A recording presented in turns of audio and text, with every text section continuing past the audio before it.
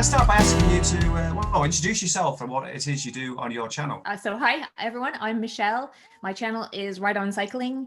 I don't like to do one type of cycling. I love all types of cycling. And so my channel is more about getting out on your bike, having as much fun as you can, using your bike for transport, for touring, gravel riding, road riding, and now getting into mountain biking. So yeah, my channel is all about my adventures, and maybe you can learn from some of my mistakes. And so that's, I just, all kinds of cycling. What would you say is your favourite kind of bike then, or your favourite part of riding a bike? I started commuting on my bike. So I decided I needed more exercise in my life. I had a desk job, but no time for the gym. And I actually kind of hate the gym. So I thought I could kill two birds with one stone, cycle to work and get my exercise in. At the time, luckily, I worked for Sky, who are a very cycling friendly company. And we had all sorts of lovely facilities. And so my passion lies in cycling for transport, because that's how I got my start. And I think it's the way that just fitting cycling into your lifestyle is just good for you, your city, your environment, just so many positives. So that's the area I'm most passionate about. And then when I discovered that cycling for transport meant I could, go touring, I could combine two loves, travel and cycling. And so I decided I wanted to cycle across Canada. So it just kind of grew and grew and grew from that initial, I need to get exercise, I don't have time for the gym, to I have all sorts of time to cycle on the weekend now. I just fell in love with it. It's a slippery slope. When you first got into commuting to and from work on a bike, what sort of bicycle was it? Was it a typical mountain bike? My initial experience at a bike shop might be typical to many of you girls out there. I went in, I had done a little bit of research, didn't know much about cycling. Last time I had a bike was when I was 15. And I came in with the idea that a cross bike would be great, because if I decided I wanted to ride on the weekend, a cross bike would, cover lots of ground. I could still put a rack on it. I'd feel sturdy. And I was told, oh, no, you want this bike. And I don't know quite why I listened to him. And I ended up with a hybrid, which is fine. It is a great way to start commuting, but it's just sort of that typical, oh, little lady, I know better, and you get this bike. Cross bike's not for you. And had I bought that cross bike, so the first year I cycled, I ended up buying 3 bikes. My cross bike, my hybrid bike, my road bike when I did decide I wanted to cycle on weekends and wanted something lighter and sportier, and then my touring bike for cycling across Canada. Had I not listened to him, I probably could have got away with that one cross bike to do all of those things. So I should have listened to your gut, people. But I also got to experience 3 different types of bikes, and I learned a lot from it. So I can impart my experience now onto other people. So not necessarily all negative, but yeah, buying 3 bikes in 1 year is kind of fun. The next question kind of really is along the lines of pushing yourself and setting yourself challenges and things like that. Have you ever bonked whilst out riding, or is there a particularly hard challenge that you remember that's kind of pushed you over the edge or just a little bit too far? So interestingly, no, I have a very healthy fear of bonking. And it could be that's prevented it from happening. Or my other theory is I have a disease called Crohn's, which is an inflammatory bowel disease. And I have spent many months and sometimes a couple of years of not really being able to eat and not learning, but having to live off, 400 calories a day being a good day. So I'm not sure, it's just maybe my body's adapted to surviving off little calories because of those experiences in the past. Also cycling, it turns out, I found out coincidentally, it keeps my Crohn's at bay. So it's very motivating for me to keep cycling, because if I don't cycle for about 5 days, I start getting symptoms and achy joints and little niggles and things that I recognize as Crohn's symptoms. So cycling keeps my Crohn's in remission, which is amazing. And I'm medication free from it because of that. So an amazing discovery just as a side effect of cycling, which is very motivating. So the second part of the question, I guess, is basically talking about did I ever bite off more than I could chew? And I did quite early on in my riding days. So I decided, as I rode through winter, I started commuting in November, which is a pretty brutal time of year to commute. And then March arrived and I was riding home in the sun, and it was amazing, and it was dark and raining on me. And so I decided, when I saw a poster at work that for Sportif, they were hosting from London to Oxford, that it would be a fun thing for Nathan and I to do together. And so I started training on the weekends. And to do that, I signed up for a ride with Skyvelo. So the company had a social cycling group. And I signed up so I could learn to cycle around other people and get used to having, bikes around me close, and also to draft and, take advantage of all the things that experienced riders would know. So showed up on my hybrid with my D-Lock attached to the first Skyvelo ride, and knowing nothing about road bikes at the time, I still knew I was well out of my league. Looking around, there's some beautiful carbon Pinarellos, actually ex-Sky bikes. So like amazing. And I just was like, I'm so out of my league. And yes, a D-Lock. Like I needed the extra kilo on my bike, right? So those the guys in that club, they were so kind to me, and I love the cycling community for this. And so we started off, and at the second meeting point, they decided that maybe they should have a fast group and a slow group that day, bless them. And they didn't make me feel bad about it though. And 4 of the guys stayed behind. I was the only girl that day. 4 of the guys stayed behind in the slow group with me. So they made me feel really welcome, and they encouraged me, and they let me ride their wheels the whole way to Windsor, which I needed, because up until that ride, the longest ride I had done was 35k, and this ride is about 90. So it was a huge jump for me in distance. And having their wheels to draft I realized how important drafting was, I guess. Yeah. Got to the cafe in Windsor for the cake stop, got to the front, and they just announced to me that the coffee machine had broke. And oh no! Never gonna make it back. So it's about 2/3 of the way through the ride at that point, and I thought, how am I ever gonna get back? But I did. I made it back, walked in the house, said to Nathan, why did you let me go on a club ride with a D-Lock? And now he had never been on a club ride, to be fair. He was into cycling, but hadn't done the club thing. So I was pretty mortified, and sat down on the couch. And the next thing I said was, I'm buying a road bike. Because I did love it. I loved it. I loved the group riding. I loved the drafting. I loved the distance, even though it was exhausting. Just loved the experience. And that's because they were so kind to me with my hybrid bike, and, didn't make me feel bad. So we're still, still in contact with the guys from the club, even though I'm in Bristol now. So yeah, showing that little bit of kindness to a newbie it pays off, because that same day, it was a momentous day for me that day. I was sitting on the couch, unable to move, and I thought, I'm Canadian originally, just so this makes sense. Wonder how long it would take to cycle across Canada, and I Googled it, and that's when I learned that people do that, and they tour, and they go long distances, and thought, a whole world open to you. you. I said to Nathan a couple days ago, yeah, it did. Yeah. I said to him, I'm cycling across Canada next summer. And he thought for 2 weeks I was joking, until I asked for the time off work. And I said, well, you can come with me and go on the adventure, but I'm going. And that's how that idea got born. So it's a very slippery slope, this cycling thing. It's addictive, right? So you're like, oh, what else can I do? How much further? Yeah, absolutely. And touching on the health benefits there, the health benefits of cycling widely understood within the community. And get more people on bikes and things like that, which is there's a lot of focus on your channel about that, isn't there? Active travel and commuting to and from work.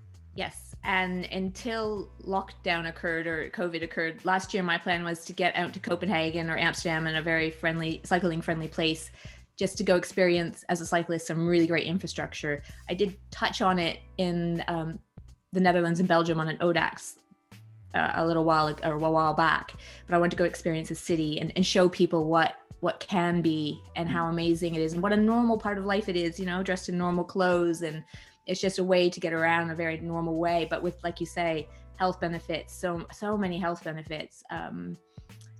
It's unreal. Like if you could list that amount of benefits and package it as a pill, people would pay a fortune for it, right? And then you can feel like a kid and be on your bike and doing it. So I know a lot of people are afraid to get on their bikes, and it is scary at first, but I promise, you get used to it. I know all of you out there probably already cyclists, but you get desensitized to being around that noise and traffic, and it becomes less scary. You get a sixth sense of what's going on around you, and it's such an amazing way to get around. It's more efficient in Bristol. If I had to learn to drive after moving here this year due to a job, and I still prefer my bike in the city. I don't like driving anyway around in the UK, but yeah, it's more efficient, it's healthier, better for the environment, cheaper, so all sorts.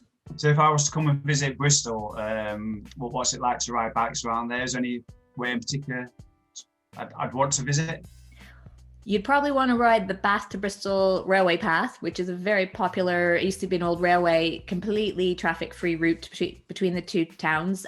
It gets you there in a beautiful, scenic, way and no traffic. It's just a lot of fun. It can be very busy on the weekends, but you know, if you're just going for a leisurely ride, that's not a problem. And it's interesting that Bristol actually has quite a lot of cyclists. I think maybe it's the university population, because it is very hilly, and I've learned it's very rainy. So I thought the first year I was here, it was just a bad year. And then the second year I was like, And now this year I'm convinced it just rains a lot here. But despite that, it is the best way to get around the city. So it's a popular thing here, more so than a lot of other places, although it's growing in other places. And they try to do the infrastructure thing, and they also try to please everybody. So, you know, it's not cycling nirvana here, but there's a healthy cycling population and community. So yeah, it's a great place for me to be. On the theme of getting people on bikes and things like that, there's been lots of talk through 2020 about active travel. It's kind of become kind of like a buzzword sort of thing, active travel, with more people jumping on two wheels throughout last year, not just in the UK, but kind of globally, really, because of the pandemic and everything else. You've done quite a few videos specifically about people new to cycling, whether it's commuting or leisure. What are your overall thoughts on cycling as a means of transport? So my feeling is anybody can do it. I mean, seriously, if I can do it, I was the biggest scaredy cat in the world. When I was a teenager and I got too big to ride on the sidewalks, or pavements, as you guys call them, my bike went away and I never saw it again. And I had nobody to teach me how to ride on the road and all of the rules of the road, especially as a person on a bike versus in a car, because I soon learned to drive. And it just wasn't normal back then to use cycling as transport in my city anyway. And so when I was in London and decided to commute, my husband had started commuting because of the Olympics and his fear of not being able to get to work on the tube, because we were a couple of stops away from Olympic Park at the time. So he took up cycling for that reason, was experienced. He took me out on the weekend and we had to go down this road, and it was a busy road and there's cars parked on one side. And I just stopped behind the parked car at the end, and he's like, no, you need to go down the road. I'm like, but I'll block the cars. I'll get in their way. I'll slow them down. And he's like, you need to use the road. I'm like, yeah, I know, but I don't want them to get annoyed at me. And all those feelings I remember so well. So I wanted to create my channel so that people starting would have somebody that understood, because a lot of people who've cycled for a long time don't necessarily remember those feelings, because maybe they cycled through from being a kid to adult, or it was long ago for them. And they were so fresh in my mind when I created my channel. It was originally created for the Ride Across Canada to document it. And then I realized I should share my experience to help other people get on their bikes. People who were like me, because all I was seeing was 40 people and racing, and that wasn't what my channel was about. So it's just all of that. I did eventually ride down that road. And I learned that the highway code says I have as much right to use the road as a car. And once I learned that, it changed everything for me. I'm like, wow, I have a right to be here. I'm not blocking them. I'm as equal and I pay for them. And it just meant, in a mental way, changed everything for me. Yeah. And so like I said, I had intersections on the way to work. I would push my bike across for months, partially because I'd never seen certain types of intersections. They're not the same as Canada. All the rules I didn't know. Now I know the rules of the road, the highway code very well. So yeah, it's about taking it at your own pace. And in fact, I'm about to do a video on how to start cycling. There's a certain way I think you need to approach it. And yeah, I'd like to share that so that people who have partners they want to cycle with who are afraid will have, hopefully some good tips to get that going the right direction.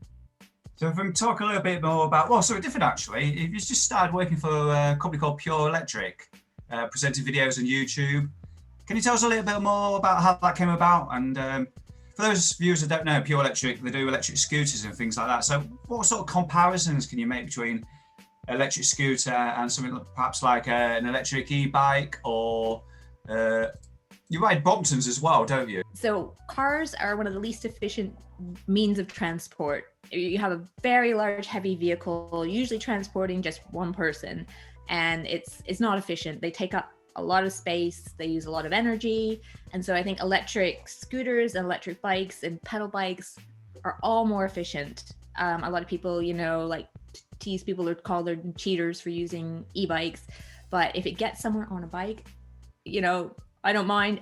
Whatever makes you happy, I love them. There's certain times here in Bristol, for example, transport isn't as good as London. There's not as many options. Every time I take the bus, I regret it. I take the bus from where I live now to work. It took an hour and 20 minutes and I can bike it in 25. So it's bad, right? So if I'm not able to take, say, my normal bike, because I cycle for exercise, that's my primary goal, to keep Crohn's in remission.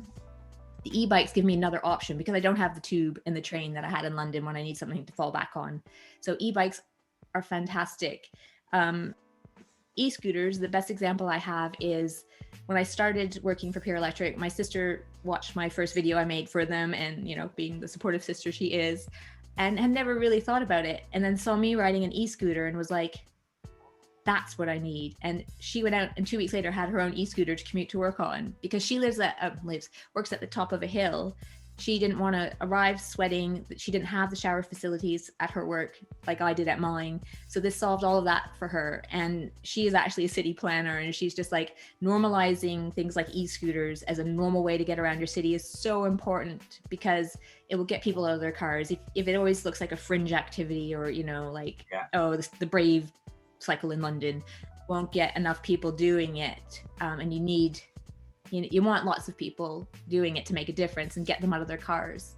So if you see somebody, oh, she's like me and she's dressed normal, I can cycle too. Like, just that relatability, I think, makes a big difference. So in your last video, you looked back at a trip to British Columbia over in Canada, where you're from.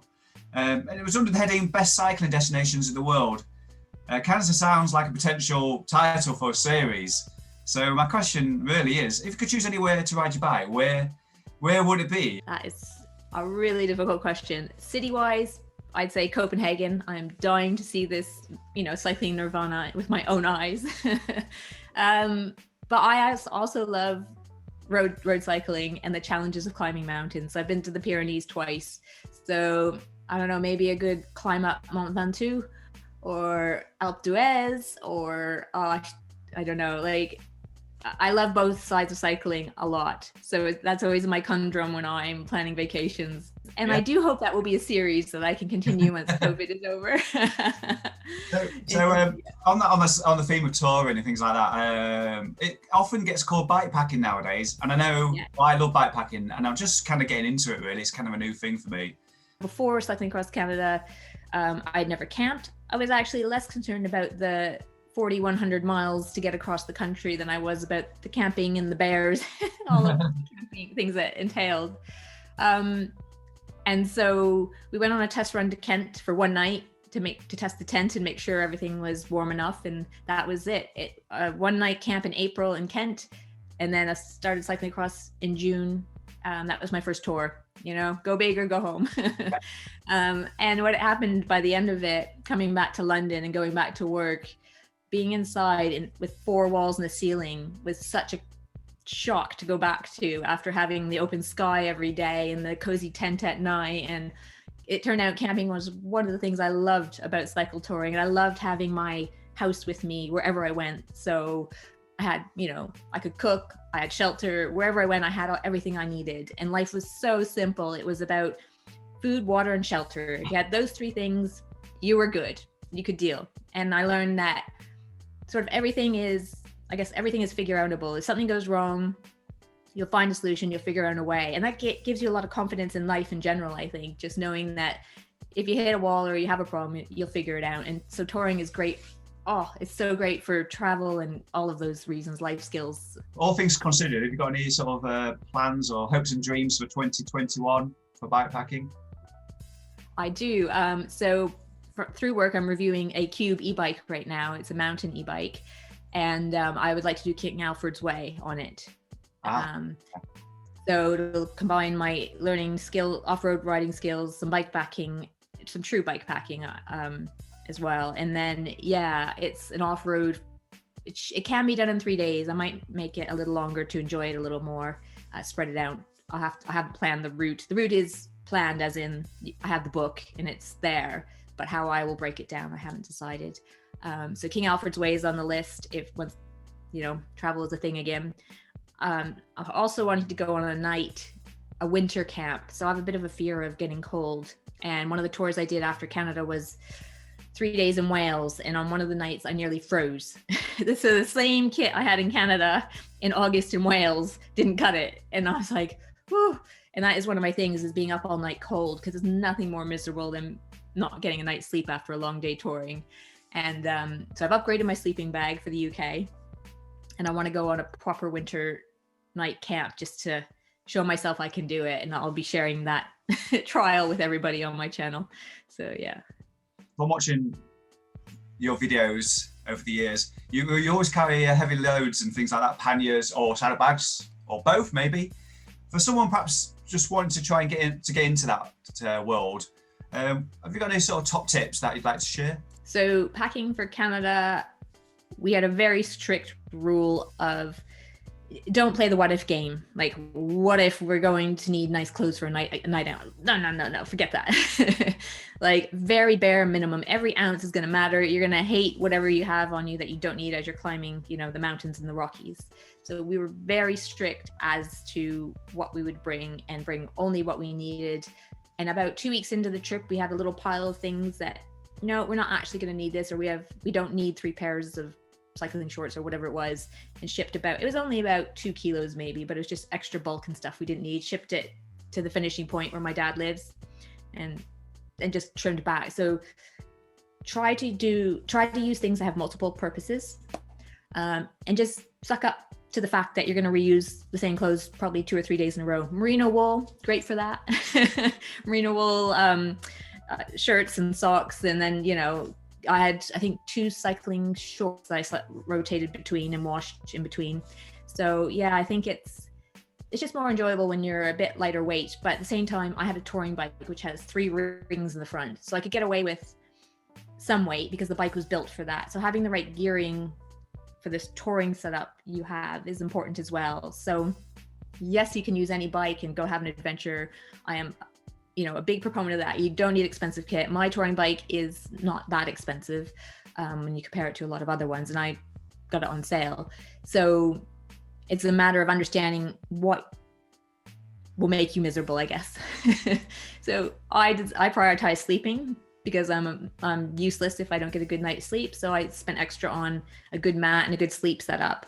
And my mat was thicker, so it was a bit bulkier, but that I valued. So I didn't mind the weight in the room it took up.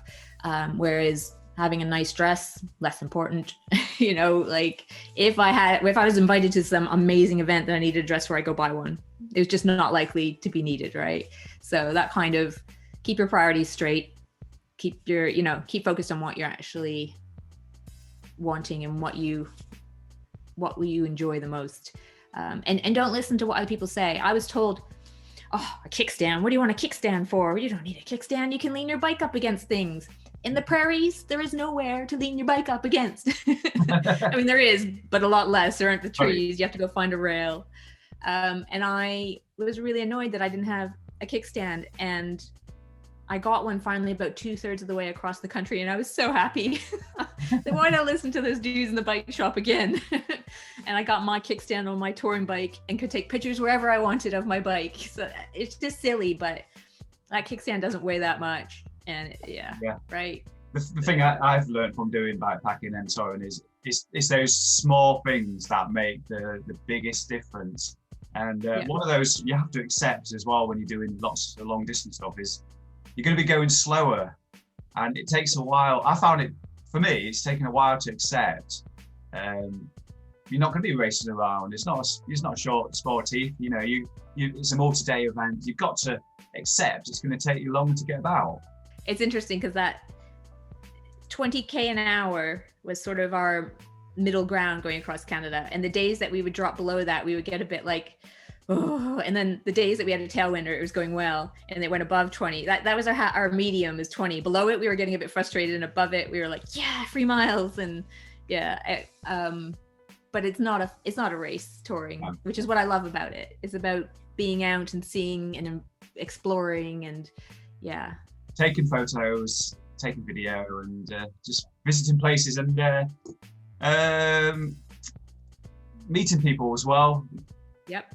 All that kind of thing. Yeah. I think that's why on the Audax, so I did a 600k Audax through France Belgium and the Netherlands, I really struggled with that because you have a time limit when you ride an Audax, and I wanted to stop in this, village we were going through. It looked like a village of doll houses, but in real life, in real size. And I was like, this place is crazy, and I can't stop and take a picture, and I can't like just stop at the cute cafe in it and admire it because you got that time limit you've got to meet. So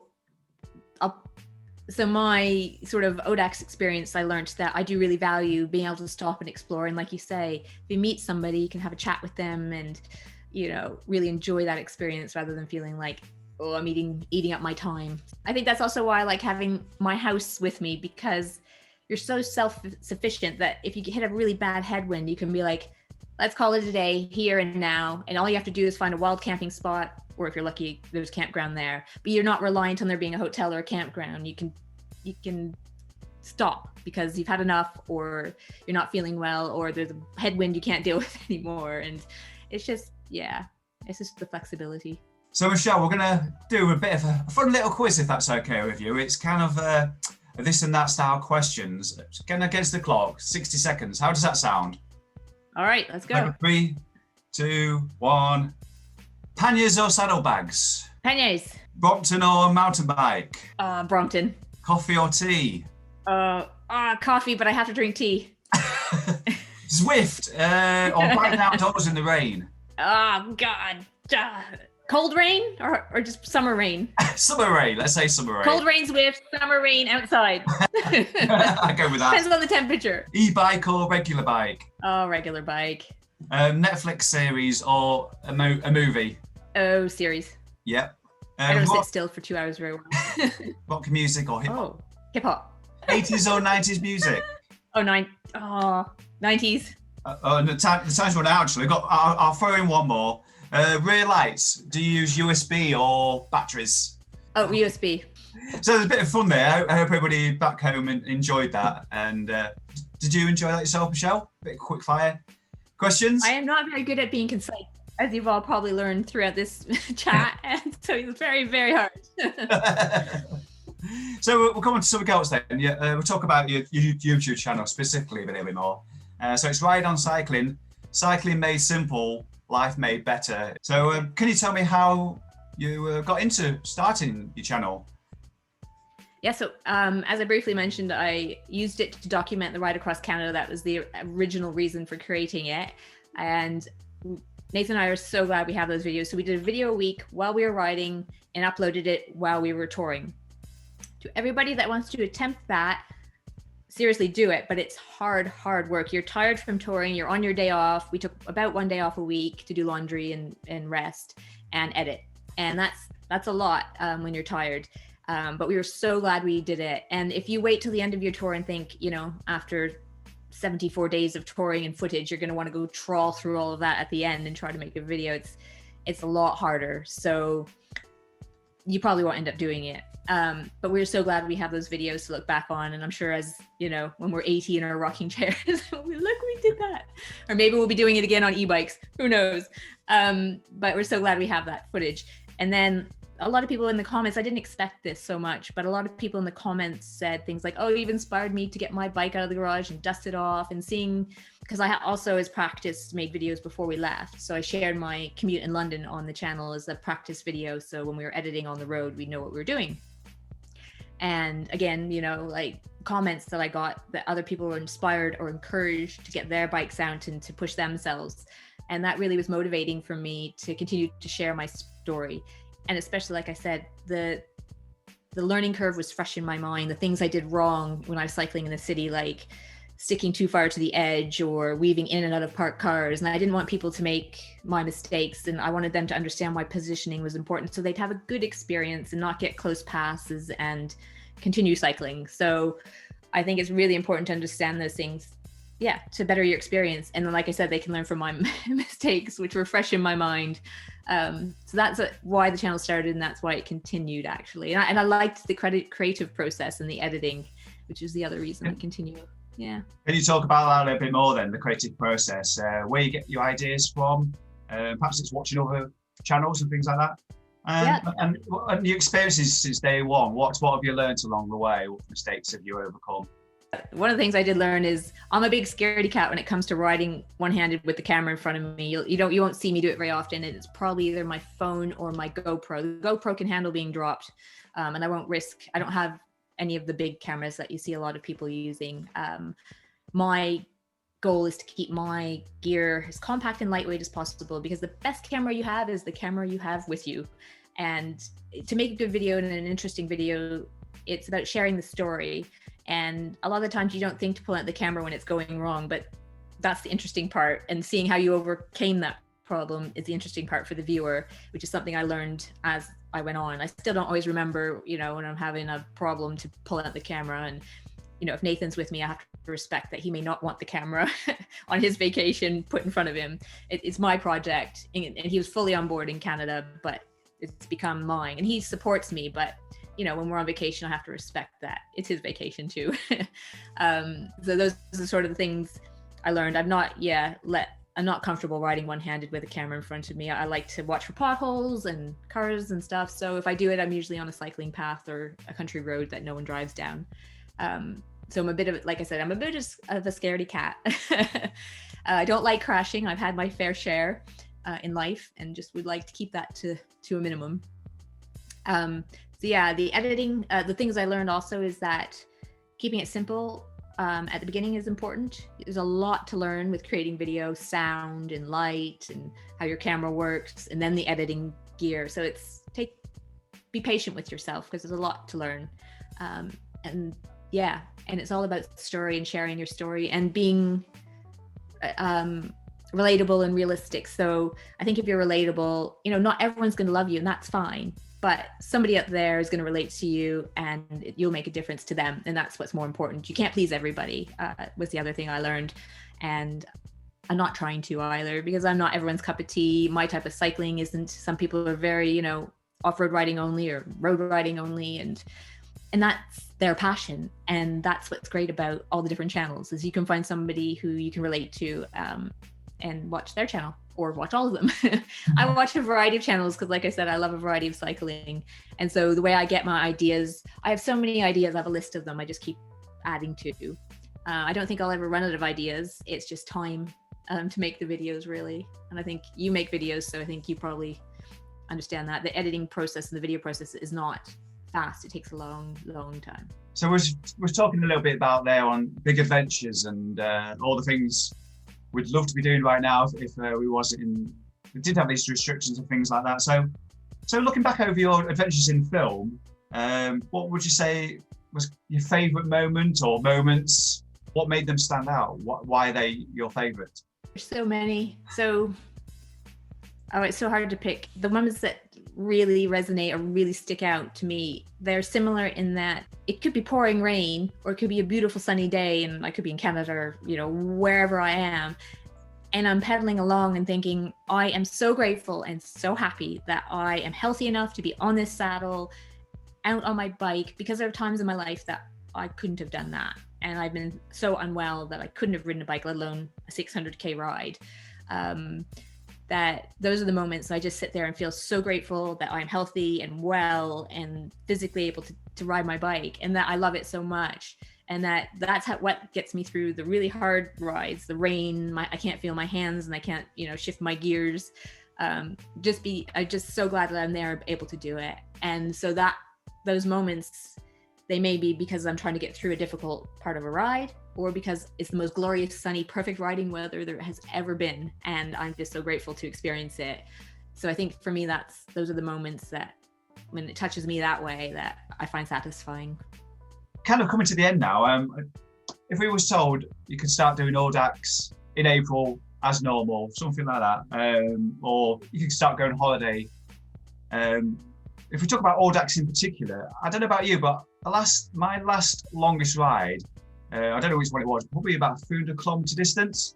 For me, thinking about, when you were talking about earlier about 600 kilometres, for me again, that's a massive distance, because I haven't rode that for so long. So is there any sort of plans along those lines? So I'm actually signed up for an Audax in April, one that was cancelled last year. I'm, re-signed up for it this year. It's 150 I was aiming for to be in shape for April. So we'll see. That's sort of my first foray. So I could probably cycle 100 if I had to right now, but interestingly, last year, so 2019, I did my Super Randonneur. I see your badge behind you, and achieved my first 600K ride. And at that point, a 250K ride was a short ride by the end of that year. And last year, I didn't even complete a 100K ride. So that's the difference a year can make. I was doing 600, and then I didn't even complete a 100K ride last year in 2020. So I do adore endurance riding. It's where my strength lies, is to be able to push through. But I learned during the Super Randonneur experience that 250, 300 is sort of my sweet spot. After that, I find it to be such a slog. It's more about just clocking your time, eating food you don't want to eat because you need the energy, and it loses appeal for me. So that 250, 300K is my sweet spot, and I'll continue to do the Audax community around Bristol is amazing. There's so many great rides and events that I'll never run short. And I love also that you could travel to a different part of the country and have a ready-made route for you that is going to be quality, and meet some amazing people.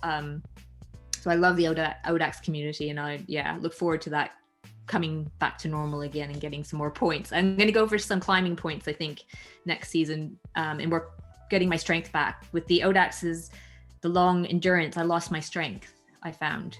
So I want to get the strength back and do more climbing. That's sort of my plan. One final question I ask all guests on the show, and you don't have to answer it if you don't want to. I'd just like to ask it, how many bikes do you own?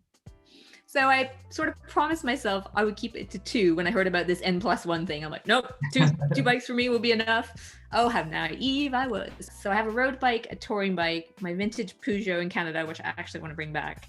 I have Brompton electric, and I have a loan bike from work, which technically isn't mine, but an e-mountain bike. So in the house, I have 4. I think it's a sensible number, that. Yeah. I think that's pretty common. I must admit, I actually told my viewers I've got 3 bikes, but I've actually got 4 myself as well. Have you? I got two road bikes. One's for like the ultra endurance things.